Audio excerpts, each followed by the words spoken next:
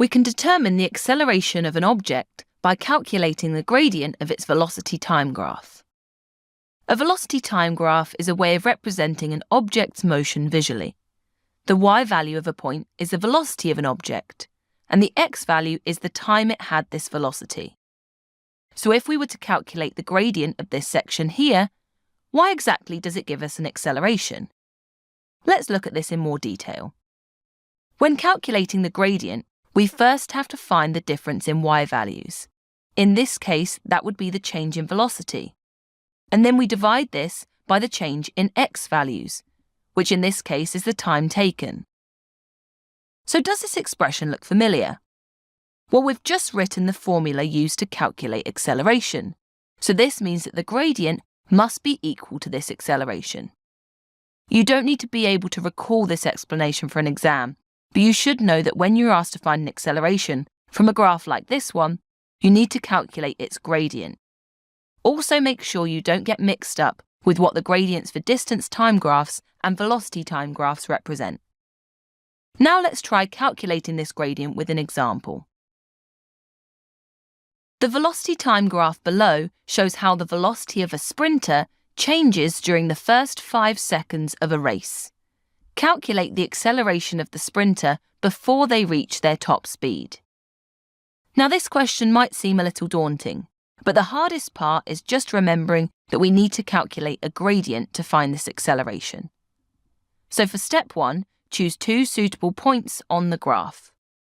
And by suitable, we mean 2 points that are easy to read and are reasonably far apart from each other. Let's first choose this point here, where the velocity was 3 meters per second, and the time was 1 second.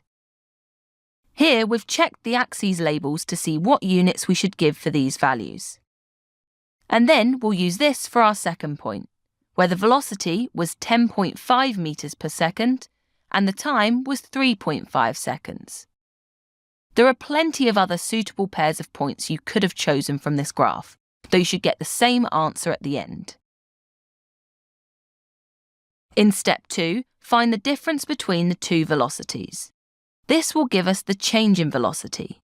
The velocities of our 2 points were 3 meters per second and 10.5 meters per second, so their difference is 10.5 minus 3, which gives us 7.5 meters per second.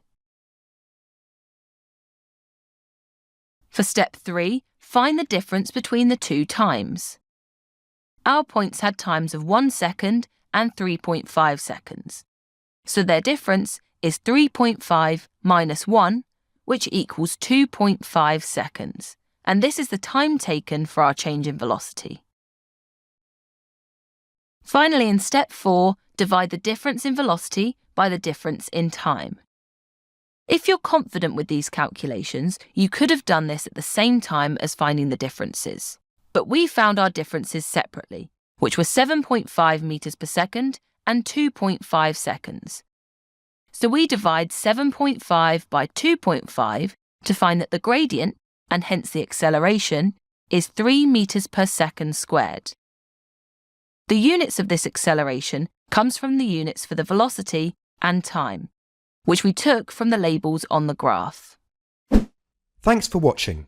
If you want to take your GCSE revision to the next level, head over to launchpadlearning.com and check out our smart learning platform that's been designed to get you top results in your exams.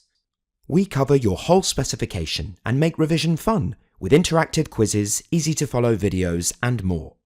You'll be kept motivated by your own AI tutor who's here to support you every step of the way. To check it out for yourself, click here. Or click here to keep watching a selection of the videos from our full GCSE Physics course. See you there!